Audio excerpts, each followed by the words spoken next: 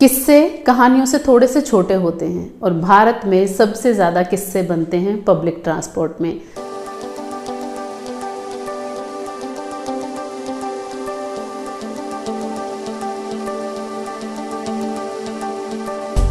और उनमें से भी सबसे ज़्यादा भारतीय रेलों में।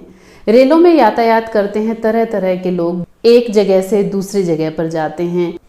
अलग प्रांत के, अलग शहर के, अलग जिलों के लोग जब एक दूसरे से मिलते हैं तो एक थोड़ी सी जिज्ञासा रहती है एक दूसरे को जानने की। किस्सों में एक अलग ही बात होती है। कहानियां फिर भी हम सबकी जिंदगी में थोड़ी बहुत मिलती जुलती हैं, लेकिन किस्से एक छोटे से मोमेंट से बने होते हैं जो बिल्कुल यूनिक होता है।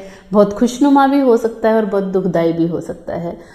आज किस्सों की एक ऐसी ही किताब मैं अपने साथ लेकर आई हूँ जिसका नाम है किस्सों की रेल, जो कि लिखी है अभिदा शर्मा ने एंड पब्लिश्ड बाय एकत्र पब्लिकेशन।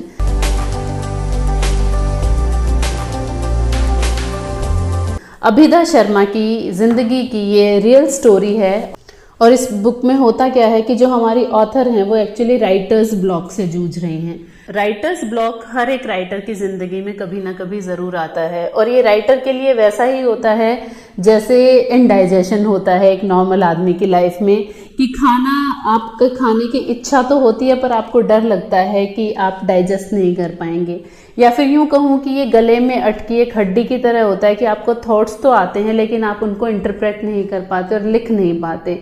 तो ये बहुत ही परेशानी वाला समय होता है किसी भी राइटर के लिए, और इस वक्त पर उन्हें कुछ चेंज की ज़रूरत होती है ताकि वो किसी चीज़ से इंस्पायर हो सके कुछ नया लिखने के लिए। और ऐसे ही वक्त में अगर आपका कोई दोस्त आपसे आकर कहे कि चलो यार कहीं घूमने चलते हैं, तो आई थिंक कोई एक आधी राइटर होगा जो ये कहेगा नहीं मुझे नहीं जाना। तो अभिदा के साथ भी ऐसा ही होता है। उनके फ्रेंड्स उन्हें ले जाते हैं एक जर्नी पर। वैसे तो अभी वो सारे ही पुराने दोस्त अपनी अपनी लाइफ में सेटल्ड हैं। एसी का टिकट वो इजीली अफोर्ड कर सकते हैं, लेकिन फिर भी वो S5 यानी कि स्लीपर डब्बे में रिजर्वेशन करवाते हैं क्योंकि पुराने दिनों की यादों को ताज़ा करना था। और वहां पर बैठकर वो सुनाने लगते हैं अपने किस्से कहानियां।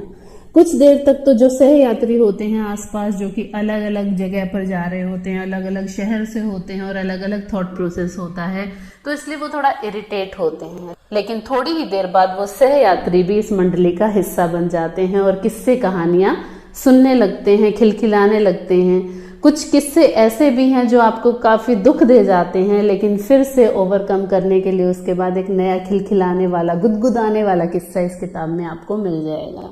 और अमेजिंग बात यह है कि जो सह यात्री होते हैं वो भी अपने किस्से इस मंडली के साथ शेयर करने लग जाते हैं। तो ऐसे ही हंसते गुदगुदाते ये दोस्त शहडोल तक, क्योंकि ये भोपाल से शहडोल की यात्रा कर रहे थे, शहडोल तक पहुंच जाते हैं। तो कैसे कुछ यात्री उतर जाते हैं बीच में और कुछ नए जुड़ जाते हैं और वो भी अपने किस्से शेयर करते हैं। ऐसी अगर आपको कोई किताब पढ़नी है जो आपको एक रिफ्रेशिंग सा माहौल दे जाए इस वीकेंड पर, तो प्लीज जाइए एंड पढ़िए किस्सों की रेल। ये किताब मुझे बेहद पसंद आई। बहुत ही छोटे छोटे प्यारे प्यारे किस्से हैं जो आपकी लाइफ में आपको कुछ नया सोचने पर भी मजबूर कर देते हैं। एक किस्सा इसमें मुझे बहुत इंस्पायरिंग लगा, पागलों की बस्ती। ये आपको एहसास करा जाता है कि कैसे इंसान जो है आजकल असंवेदनशील हो गया है कि उनके साथ रहने की बजाय लोग पागल खाने में भी ज्यादा रहना पसंद करते हैं। तो ऐसे ही कुछ लेसन्स भी आपको इस बुक से मिलेंगे, और कहीं ना कहीं ये किताब आपकी खुद से मुलाकात है कि इतने सारे लोगों के किस्से और पॉइंट ऑफ व्यू जब आप सुनते हैं तो आप अपने बारे में उनमें से किससे रिलेट कर पाते हैं, या फिर अपने बारे में आप क्या सोचते हैं कि आप उनमें से कौन हैं जो उन किस्से और कहानियों के किरदार हैं। So I really loved reading it. It's a small read. There are only 120 pages in the book. आप इसको 2 से 3 घंटे में इजीली पढ़ सकते हैं।